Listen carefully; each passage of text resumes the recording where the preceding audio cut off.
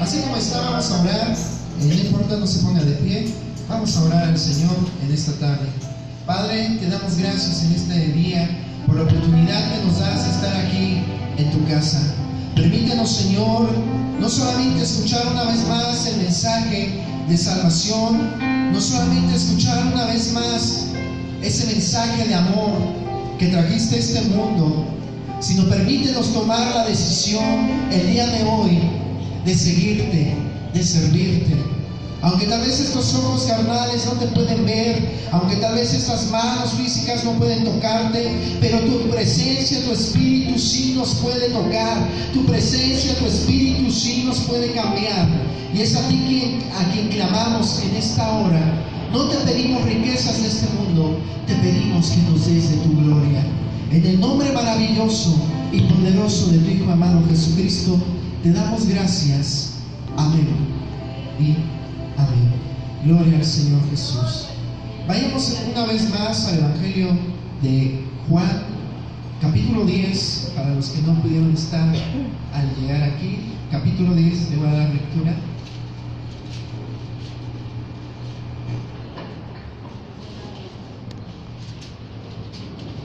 Aleluya, gloria al Señor. Evangelio de San Juan, capítulo 10, versículo 7 al 16, para honra y gloria de Dios. Cuando lo tenga, alaba al Señor, amén. Dice así la palabra del Señor en el Evangelio de San Juan, en el nombre maravilloso y poderoso de Cristo Jesús. Volvió pues Jesús a decirles: de cierto os digo, yo soy la puerta de las ovejas. Todos los que antes de mí vinieron ladrones son y salteadores, pero no los oyeron las ovejas. Yo soy la puerta, el que por mí entrare será salvo, y entrará y saldrá y hallará pastos. El ladrón no viene sino para hurtar y matar y destruir. Yo he venido para que tengan vida y para que la tengan en abundancia. Yo soy el buen pastor. El buen pastor su vida da por las ovejas. Mas el asalariado y que no es el pastor, de quien no son propias las ovejas, ve venir al lobo y deja las ovejas y huye, y el lobo arrebata las ovejas y las dispersa. Así que el asalariado huye porque es asalariado y no le importan las ovejas.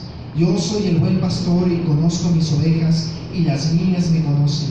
Así como el Padre me conoce, yo conozco al Padre y pongo mi vida por las ovejas. También tengo otras ovejas que no son de este redil, aquellas también debo traer y oirán mi voz, y habrá un rebaño y un pastor. Aleluya.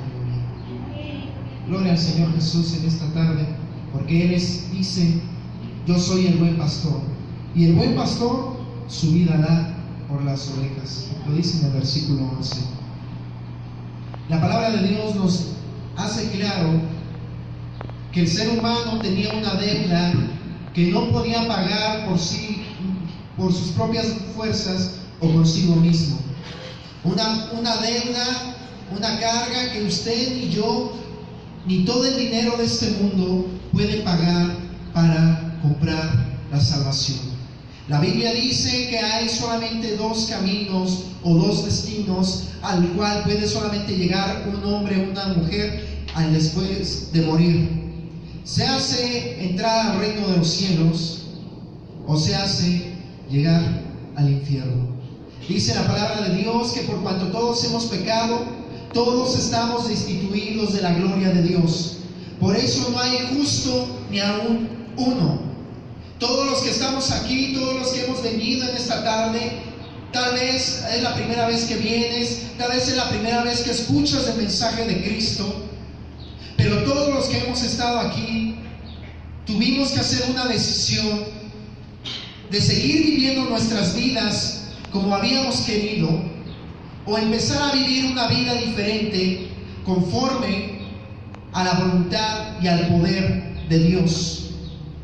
La Biblia nos dice ahí mismo en el Evangelio de San Juan, capítulo 1, que este verbo, esta persona llamada Jesucristo, no era solamente un gran maestro, no era solamente una persona que tuviera delirios de grandeza. Dice así Evangelio de San Juan, capítulo 1, versículo 1: en el principio era el verbo, y el verbo era con Dios, y el verbo era Dios. Jesús en una y otra ocasión, Él dice: yo soy el Padre y yo uno somos. Lo dice más adelante del capítulo 10 del Evangelio de San Juan. Dice: el Padre y yo uno somos. Y los judíos lo entendieron en esa época y quisieron apedrearlo porque Él se hacía igual a Dios. Y dice versículo 2, capítulo 1 de San Juan: este era en el principio con Dios. Todas las cosas por Él, por Jesucristo, fueron hechas, y sin Él nada de lo que ha sido fue hecho. Después encierra lo maravilloso de Jesús. En Él estaba la vida, y la vida era la luz de los hombres. La luz en las tinieblas resplandece, y las tinieblas no prevalecieron contra ella.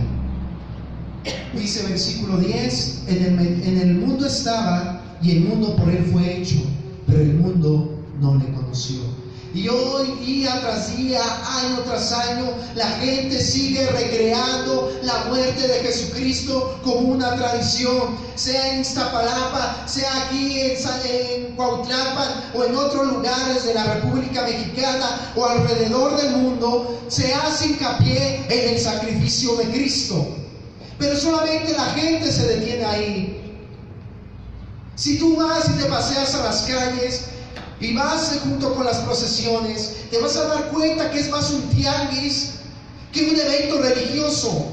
Te das cuenta que no es algo nacido de Dios. La gente siente conmoción en su corazón de decir: ay, hubo alguien que hubiera muerto por mí. Pero Jesús no solamente murió, sino que resucitó para darnos vida y vida en abundancia. La gente alrededor del mundo conoce o ha oído algo de Jesús. La gente dice: fue un gran maestro. La gente dice: bueno, históricamente existió. Pero es el único hombre en este día y en la historia del mundo que puede cambiar y partir en tu vida un antes y después. No fue solamente Jesús, fue el hombre que partió la historia en dos, antes de y después de, sino es el mismo hombre que puede cambiar tu vida y partir tu vida un antes de y un después de Cristo.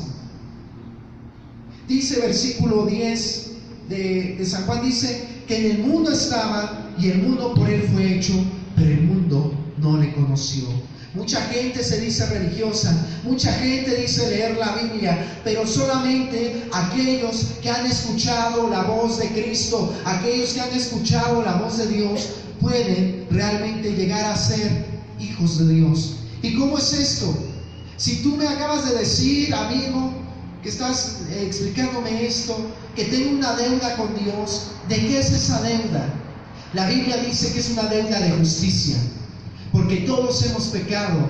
Dice la Biblia que los mandamientos fueron dados para que nosotros supiésemos que hemos transgredido la voluntad de Dios. Tú vas a una religión y te hablan acerca del pecado, pero no te explican bien qué es el pecado. El pecado es toda acción tuya, consciente y a veces inconsciente, en contra de Dios, en contra de sus estatutos, en contra de sus leyes. Eso es el pecado. Cuando Él dice: no darás falso testimonio a tu prójimo, significa no mentirás. Y todos aquí alguna vez hemos mentido, sea una mentira blanca o una mentira inocente, y eso nos hace mentirosos delante de Dios. Dice también la palabra de Dios: sea Dios veraz y todo hombre mentiroso. O sea que tú y yo estamos condenados por nuestras propias obras. Dice Isaías 66, vayamos rápidamente, no quiero alargarme, hay poco tiempo, pero vamos a hacerlo lo más rápido posible. Isaías 64, versículo 6, Isaías 64, versículo 6 dice: si bien todos nosotros somos como suciedad, y todas nuestras justicias como trapo de inmundicia, y caímos todos nosotros como la hoja, y nuestras maldades nos llevaron como viento. No hay que invoque tu nombre, que se despierte para apoyarse en ti, por lo cual escondiste de nosotros tu rostro y nos dejaste marchitar el poder de nuestras maldades. Así es el ser humano, amigo, hermano que me escuchas, a la persona que no tiene a Dios, no como religión, sino como alguien real en su vida, como su todo. Todos somos así cuando estamos lejos de Dios, somos como sociedad, y todo lo mejor que podamos hacer es como un trapo de inmundicia, y todos nosotros nos marchitamos como las hojas, y nuestras maldades nos llevan como el viento. Pero dice la palabra de Dios en Primera de Juan que para esto vino el Hijo de Dios, para deshacer las obras del diablo. Para esto vino Jesús. Jesús es la respuesta de Dios a esa justicia que Él demanda. La Biblia dice en el libro de los Salmos que Dios está airado, Dios está enojado con el pecador todos los días. Tú piensas, bueno, yo no le hago mal a nadie, tal vez mentí, tal vez robé, pero dice la Biblia que Dios está enojado contigo.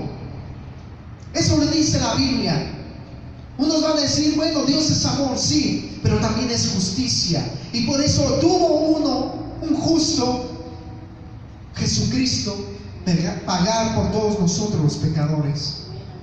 Por eso Dios estaba y está y sigue estando airado con todos aquellos que no aceptan este amor maravilloso. Ahí misma en el Evangelio de San Juan, capítulo 3, vayamos rápidamente, ya casi para terminar este pequeño tema acerca de la crucifixión de Cristo. La razón primordial fue por ti y por amor a ti y por amor a mí que Él lo hizo. Dice versículo 14 al 21. Dice así la palabra del Señor, San Juan capítulo 3, 14 al 21. Y como Moisés levantó la serpiente en el desierto, así es necesario que el Hijo del Hombre sea levantado, o sea Jesús, para que todo aquel que en Él cree no se pierda, mas tenga vida eterna. Porque de tal manera amó Dios al mundo que ha dado a su Hijo unigénito. Dios amó al mundo. Dios ha amado a un mundo podrido, un mundo donde ves que la ley del más fuerte, tú me la haces, tú me la pagas. Y aún a pesar de cómo está este mundo, Dios invirtió lo más precioso que tenía, y no era un ángel, y no era un trono, sino era su Hijo, su unigénito. Dice, porque de tal manera amó Dios al mundo, que ha dado a su Hijo unigénito, para que todo aquel que en Él cree no se pierda, mas tenga vida eterna. Aquí se encierra en este versículo el plan y el amor de Dios para tu vida, en que tú siendo pecador, en que nosotros siendo transgresores de Dios, Dios puso un medio, un camino llamado Cristo, para que todo aquel que en Él cree. ¿En qué forma? Si yo te digo,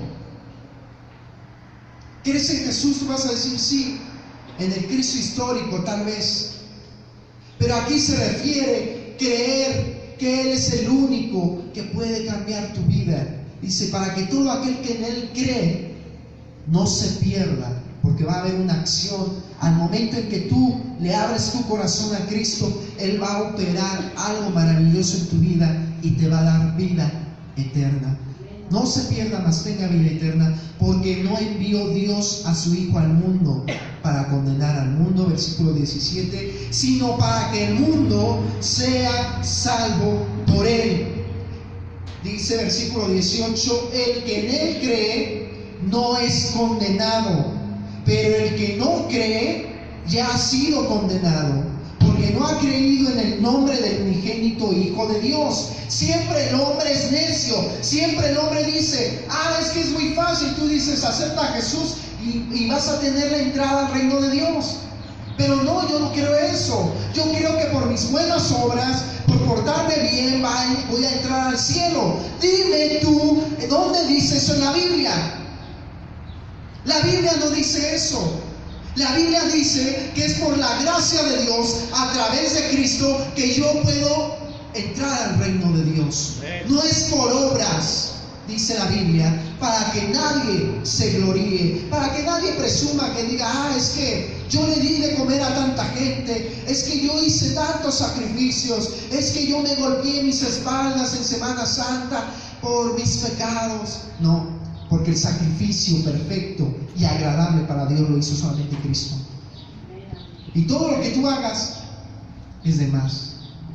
Para ganar la salvación solamente es cuestión de creer en Jesús.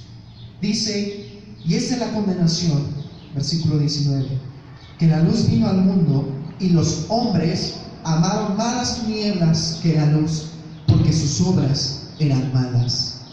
Mucha gente no quiere aceptar a Jesús porque, como leíamos en el capítulo 1 de este precioso Evangelio de San Juan, Jesús es la luz y en Él está la vida. Pero si tú no quieres venir a Cristo, Él no te puede dar vida, porque tú quieres seguir viviendo en tus pecados, tú quieres seguir viviendo tal vez andando con mujeres, andando desordenadamente, tal vez en los vicios. Y Él no puede hacer nada hasta que tú no vengas a Él, reconociéndole como Señor y Salvador. Porque todo aquel que hace lo malo aborrece la luz y no viene a la luz para que sus obras no sean reprendidas. Si tú hoy pensaste que tal vez íbamos a hablar solamente del amor de Cristo, te estaríamos predicando un evangelio incompleto, porque el evangelio son buenas noticias. Porque dice más, el que practica la verdad viene a la luz, para que sea manifiesto que sus obras son hechas en Dios. En esta hora, si tú te has identificado, tú sabes que en tu vida han habido cosas que han desagradado a Dios, te voy a decir que estás condenado. Todos estábamos condenados, pero hay una respuesta por parte de Dios, Cristo Jesús. Y si tú le abres tu corazón en esta tarde, tu vida no volverá a ser la misma. Muchos de los que hoy están ocupando un lugar, fuimos en otro tiempo o homosexuales, o alcohólicos, o desobedientes a los padres, rebeldes. Pero llegó a alguien y nos dijo, Cristo te ama. Yo también me llegué a preguntar, ¿cómo es posible que alguien tan bueno haya podido dar su vida por alguien tan malo como yo? Y es por eso que Jesús, Él es el único que puede hacer eso, porque en Él está la vida. Dice, versículo 18, el que en Él cree no es condenado. Significa que si tú le abres tu vida a Cristo, Él limpiará tu corazón, cambiará tu alma. No va a ser un esfuerzo humano, sino un milagro de Dios. Y me gusta repetir estas palabras que decía un viejo predicador: el mayor milagro que Dios puede hacer en este mundo no es darle piernas o brazos a una persona o sanarlo de una enfermedad terminal. El mayor milagro que Dios puede hacer en este mundo es tomar a un hombre de un mundo corrupto, de un mundo sucio, tomar a un hombre corrupto, un hombre vil, sacarlo de ese mundo vil, limpiarlo, santificarlo, volverlo a poner en ese mundo contaminado y mantenerlo santo. Ese es el mayor milagro, y eso es lo que aquí predicamos. Dice capítulo 1, ya para terminar, del Evangelio de San Juan, versículo 12, 11 y 12 y 13. A lo suyo vino y los suyos no le recibieron. Hay mucha gente, amado y hermano, amigo que nos acompaña, que siempre va a querer hacer su vida lo que quiera y no van a querer recibir a Cristo. Pero dice versículo 12, mas a todos los que le recibieron. ¿Qué significa recibir a Cristo? No solamente es hacer una oración pidiendo perdón por tus pecados, sino es invitar a Cristo día tras día de tu vida para que Él la dirija, para que Él la moldee, para que Él la cambie. Mas a todos los que le recibieron, a los que creen en su nombre, les dio el poder, la potestad de ser hechos hijos de Dios, los cuales no son engendrados de sangre, ni de voluntad de carne, ni de voluntad de varón, sino de Dios. El ser hijo de Dios, o llegar a ser hijo de Dios, es un milagro no producido por una religión, no producido por el esfuerzo humano, sino producido por la sangre de Cristo, producido por el Espíritu Santo. Y si tú en esta tarde te has sentido sucio, has de haber dicho: caray, es cierto, yo he mentido, yo he robado, he roto todos los mandamientos que Dios dice. ¿Qué solución hay para mi vida? Dice la palabra de Dios que el remedio para este mundo es Cristo. Si confesares tus pecados, dice la palabra de Dios, si confesares tus pecados, Dios es fiel y justo para perdonarte y limpiarte de toda maldad. En esta tarde, si tú quieres rendir tu vida a Cristo Jesús, puedes levantar tu mano. Si en esta tarde tú quieres aceptar